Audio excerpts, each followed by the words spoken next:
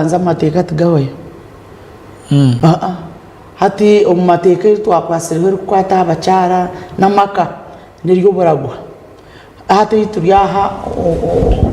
obwine banyanyoko sho na nyoko basharamu basa kugira mu nyanyoko abene we ya baraga yazumbigere byasho yabo musika buriya bakabagera umwojo haci mweshi abatine bojo bo buryo baze ningo bunda bataziro bojo so hati abo buringaniza uburyo mu constitution yitu na president obu yaresere yiteka tukaritereza hate hituri amateka go kumbeka ebizimbe nagaboramu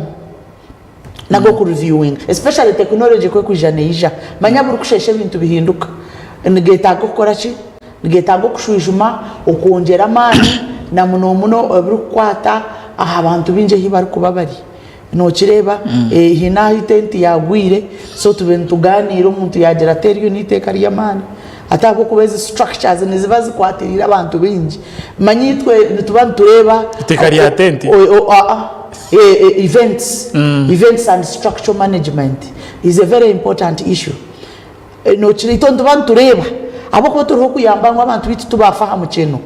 events and structure management of events yokore wataho tenti hariho engineer agirebe oraka kasengwe gitenti teratere bantu nayo wagitana hawo yes that are bintu bikubaho bikatambira binji so hatetu tuino kuchikwata mangu chikatambira binji eno kireba abo batantu jango kizimbe kitagwa na nebindu bintu bitukuzamo birinkebyo tuino kurebeka ngo byakora ki so amateka go tugakwayago ninja kukakora ekindi enshonga eyo kurwanisa oboro eyo kurwanisa okushoma kwasa kurengwa abana bayongera ayishome hakiro abantu mazima okwika egishaha ubundi abatari kwenda kutwara abana mu mashombero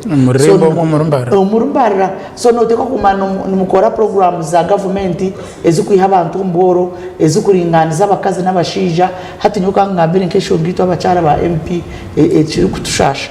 no kutwa umwanya muhango kandi government etakutukuza ebiri kubasa kuringana n'umwanya